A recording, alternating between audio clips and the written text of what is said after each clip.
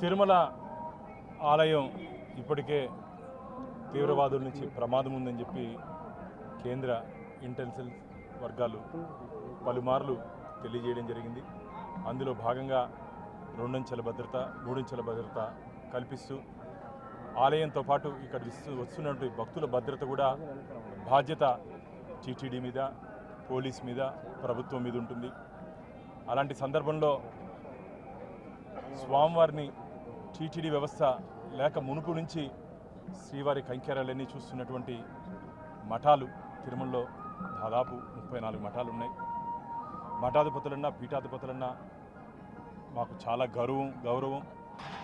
కానీ నిన్న భూమన కరుణాకర్ రెడ్డి గారు మాజీ టీటీడీ చైర్మన్ పొంతన లేని మాటలు మాట్లాడుతూ అబద్ధాలు చెబుతూ మేము మఠంలో వస్తున్నటువంటి భక్తులకి ఏ విధంగా టీటీడీ గెస్ట్ హౌస్లో టీటీడీ అలాట్మెంట్లో మనం ఆధార్ కార్డులు తీసుకుంటాము, భద్రతా దృష్ట్యా ఆ విధంగా మఠంలో వస్తున్నటువంటి భక్తులకు కూడా ఆధార్ కార్డులు తీసుకొని వారి వివరాలు తీసుకోవాలని చెప్పి, అలాగే సీసీ కెమెరా మఠం ముందు ఎవరు వస్తున్నారో ఎవరు వెళ్తున్నారో సీసీ కెమెరా ఒకటి ఇన్స్టాల్ చేసుకుంటే మంచిదని, అలాగే 2-3 మార్గాలు కాకుండా ఏదో ఒక దారిలోనే వచ్చి వెళ్ళేది వ్యవస్థ చేసుకుంటే బాగుంటుందని చెప్పి నిన్న వారికి మఠంలో ఉన్నటువంటి నిర్వాహకులకి మేము ఒక సూచన ఇవ్వడం జరిగింది.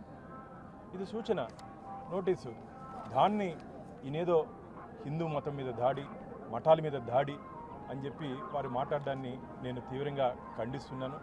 మీరున్నప్పుడు 2019 నుంచి 2024 వరకు తిరుమలని ధార్మిక క్షేత్రాన్ని ధనార్జన క్షేత్రంగా చేసింది మీరు, ధార్మిక క్షేత్రాన్ని రాజకీయ పునరావాస కేంద్రంగా చేసింది మీరే ఈరోజు మఠాల గురించి, హిందూ ధర్మం గురించి మాట్లాడేది. మీరు మాట్లాడుతుంటే దెయ్యాలు వేదాలు వల్ల ఇచ్చినట్టుంది. ఇది తిరుమల రాజకీయాలు ప్రస్తావించకూడదు. కాబట్టి నేను వారిని కరుణాకర్ రెడ్డి గారికి చెప్తున్నా, ఏదో ఒక అంశంలో వారు ఏమీ లేకపోయినప్పటికీ ఏదో ఇక్కడ జరిగిపోతుందని చెప్పి ఒక అసత్య అబద్ధపు ప్రచారాన్ని తీసుకుని వస్తున్నారు. అసలు ఆలయానికే భద్రత ఉంది కరుణాకర్ రెడ్డి గారు. మీరు ఒకసారి చూడండి, ఆలయం పైన ఒకసారి చూడండి, మొత్తం లోపల కానీ పైన కానీ ముందర కానీ మహద్వారం దగ్గర కానీ ఆలయానికి భద్రత ఇస్తున్నాం. ఈరోజు దురదృష్టం, కలియుగంలో ఆలయాలను కూడా భద్రత కల్పించి దర్శనం కల్పించే పరిస్థితి ఈరోజు దేశంలో ఉంది.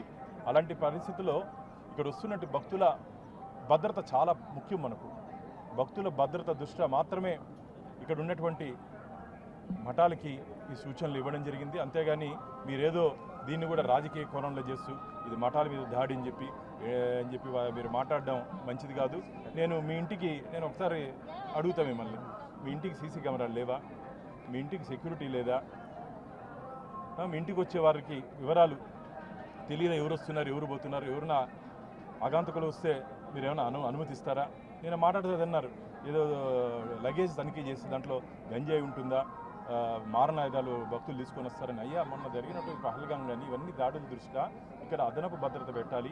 వస్తున్నటువంటి భక్తుల పట్ల అప్రమత్తంగా ఉండాలి. భక్తుల ముసుగులో, మళ్ళీ చెప్తున్నా, భక్తుల ముసుగులో ఎవరన్నా సంఘ విద్రోహ శక్తులు వచ్చే అవకాశం ఉంది. కాబట్టి జాగ్రత్తలు తీసుకుంటున్నాం. జాగ్రత్తల్లో భాగంగానే మేము ఈ మాకున్నటువంటి వ్యవస్థల్లో ఎక్కడెక్కడ ఉందో ఎవరెవరు భక్తులు వచ్చి రూములు తీసుకుంటారో వాళ్ళ మీద పూర్తి నిఘా. నేను మొన్ననే బోర్డు మీటింగ్లో కూడా మాట్లాడడం జరిగింది. నేను మొన్న అల్పాహారం రాత్రి తీసుకునే దానికి హెచ్డిసి కాంప్లెక్స్కి వస్తే మొత్తం మిగతా రాష్ట్రాల నుంచి ఉన్నటువంటి ఎంప్లాయీస్ కనపడ్డారు.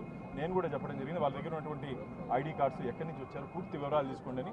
అలాగే మఠంలో పనిచేస్తున్నటువంటి సిబ్బంది కూడా పూర్తి వివరాలు తీసుకోవాల్సిన అవసరం ఉంది.